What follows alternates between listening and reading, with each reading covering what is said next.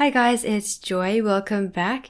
In this video, I want to discuss the dark side of self-help, the side where things can become a little bit obsessive, a little bit self-destructive, and can potentially perpetuate the cycle of self-blame, self-guilt, and shame. So without further ado, I want to share with you guys this comment that was left in one of my previous YouTube videos. This person shares, I'm stuck with constantly feeling like I need to gather info to prepare and fix myself. Your last video was helpful, but I feel the constant do shadow work has me in a self-destructive loophole of not actually moving forward, and instead I'm psychoanalyzing. Now, don't get me wrong, I love self-help, I love self-development, and it's kind of ironic for me to be making this video considering my entire channel is largely self-help, self-development, manifestation, all that good stuff. So that aside, we are going to explore the side of self-help, the side of self-development, or the mindset that can actually hold you back and prevent you from becoming that person that you actually want to be. And it can even become potentially dangerous when you don't know how to challenge this mindset or this way of thinking. So that's what we are doing today. We are going to break down this mindset. This is a mindset that there is something inherently wrong with you. It's thinking that you are not good enough right now unless you go through all of these self-help rituals and practices and techniques to cleanse yourself of the brokenness that is within you. And when you enter self-help with this type of mindset, it can become very unproductive, very self-destructive, as shared in the comment. If you find that you are constantly getting sucked into all these healing strategies, whether it's chakra healing, energy healing, Reiki healing, crystal healing, whatever healing there is out there, not to say that there's something wrong with them, but if you find yourself always getting sucked into these new types of healings, shadow work, inner child healing, whatever it is, and you're constantly feeling like you need to bombard yourself with all this information, that's also saying something about you on your behalf. And it's a little unsettling to be this obsessed with healing strategies, and it's kind of saying something about the relationship that you have with yourself and how you feel about yourself.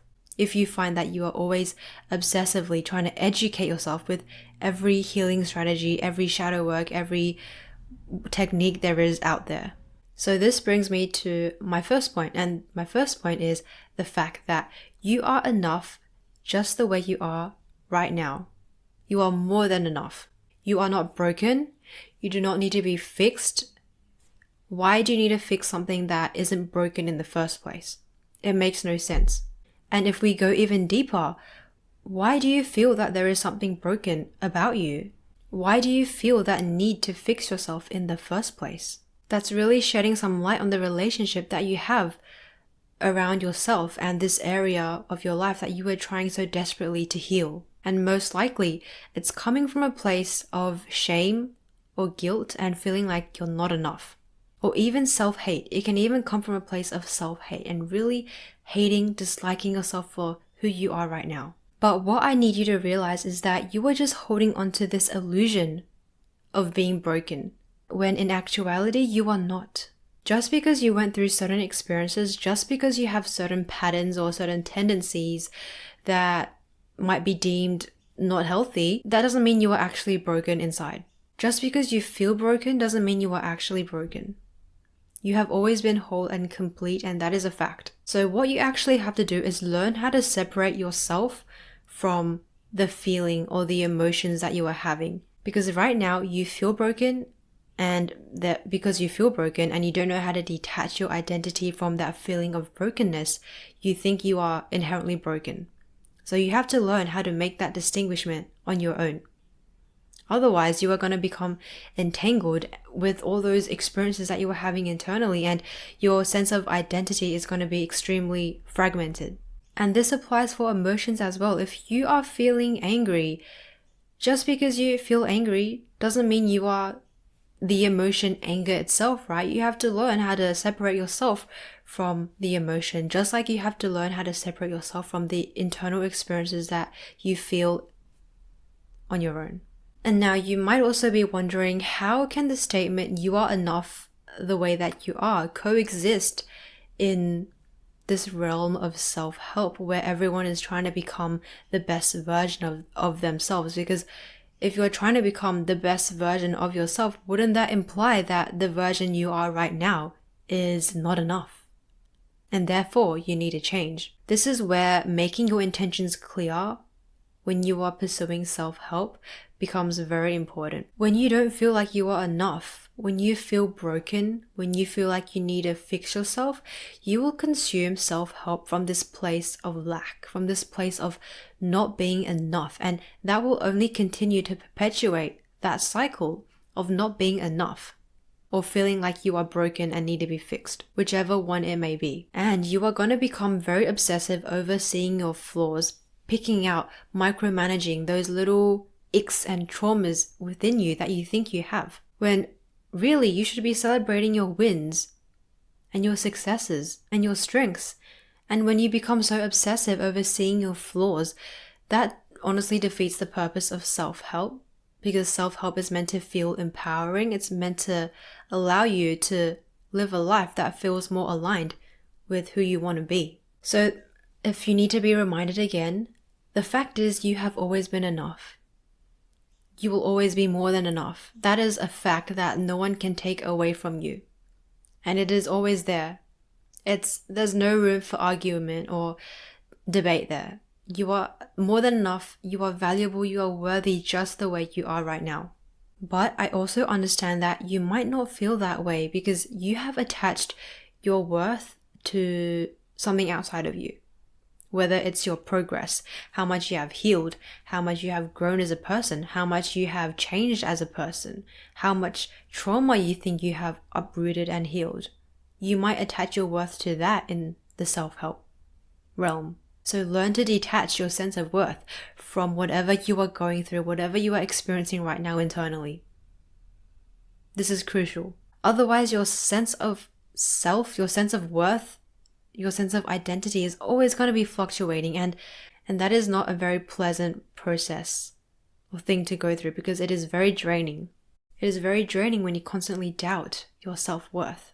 And on a side note, self-help really is a luxury if you think about it, because if you are able to consume and pursue self-help, that generally means that your Maslow hierarchy of needs is mostly met, and now you're on the path of self-actualization, which is a blessing, because not everyone can say that, they have access to this type of knowledge and even this video that you are currently watching. Just to make it clear, this video is not to say you shouldn't pursue self-help anymore, but rather it's to encourage you to pursue self-help from this place of knowing that who you are right now is more than enough.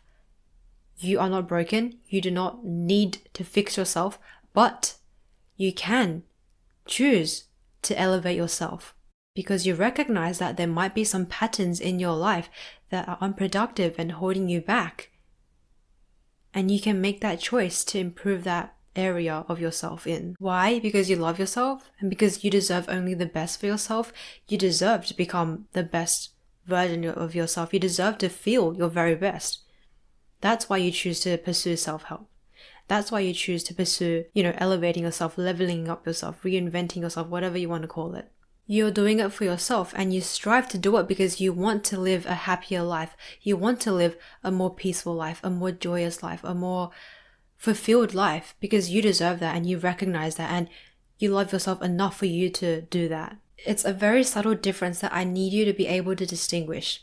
Feeling like you have to change yourself because there's something wrong with you and you feel broken and you secretly hate yourself, versus changing yourself because you want the best for yourself, because you love yourself and you deserve to become the best person for yourself. It's not something you're forcing yourself to do because you think you need to fix yourself. It's a choice that you are making for yourself because you love yourself.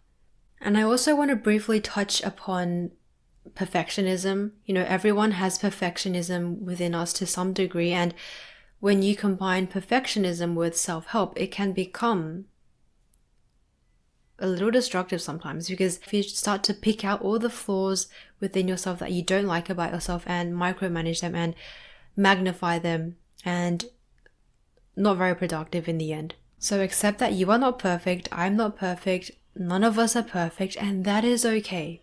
There is nothing wrong with having flaws. There is nothing wrong with having imperfections. And remember, whatever you seek out, you will find. So if you are constantly on the lookout for the next thing to heal about yourself, for the next trauma within yourself, you are going to find it, whether you created it or not. And the other thing is, whatever you seek out, you are going to find, right? So if you are constantly trying to find flaws within yourself, if you are constantly trying to look for unhealed trauma within you, you are going to find it. And it's going to be an endless cycle, because you look for something, you heal it, you look for something, you heal it, and you feel like you're constantly just healing yourself. Just let yourself breathe, right? Stop putting all this pressure on yourself and stop taking it so seriously. I need you to understand that just by existing, just by living, just by breathing, you are healing. Can you trust yourself enough to believe that? That's up to you. But just by existing, just by living, just by breathing, you are healing. You do not have to go out of your way and undergo all of these things and endure so much stress in the end to have to heal yourself. It's a natural process. You are healing just by watching this video, just by existing. So stop putting all this pressure on yourself and just let yourself breathe for once. Give yourself that freedom to do so. And stop taking everything so seriously. As funny as that sounds, because when you take things too seriously, it just sucks the joy out of everything. And it defeats the purpose of life, because you're really just creating another undesirable circumstance for you to be in. We all have flaws, and that is okay. Whether you want to work on this flaw or whether you want to embrace that flaw, that is up to you to decide. That is your call to make, no one else's. Sometimes maybe the work is not actually in improving or working on this flaw, but in embracing it and realizing that you are so much more than this flaw. You are so much more than all the flaws, all the imperfections that you could see within yourself. And really, it was just your own relationship with this flaw rather than the actual flaw itself that was holding you back. Let that sink in for once. Maybe it was your relationship with this flaw that you are perceiving within yourself rather than the actual flaw that was causing you so much suffering. So maybe try embracing this flaw and accepting yourself for who you are for once. When someone says that you are perfect the way that you are, what they mean is that they love you, they cherish you, they value you just the way you are, despite all your flaws and imperfections that you might see within yourself. Because a flaw to you could be something that another person loves about you and might not even be a flaw to them. So it's also about your perception of yourself. Remember, things are not absolute. Things are always skewed because of our own perception. So it's always helpful to be aware of how you are perceiving things, what meaning you are attaching to things, and how you are interpreting yourself, your relationship, the things around you. This brings us to the end of this video. Thank you guys for staying with me. Thank you guys for watching. I hope this video was helpful. Let me know if it was. Let me know your thoughts. I want to hear everything. And yeah, have a lovely holiday break. Take care of yourselves, and I will catch you guys in the next video very, very soon. So yeah, take care. Bye bye.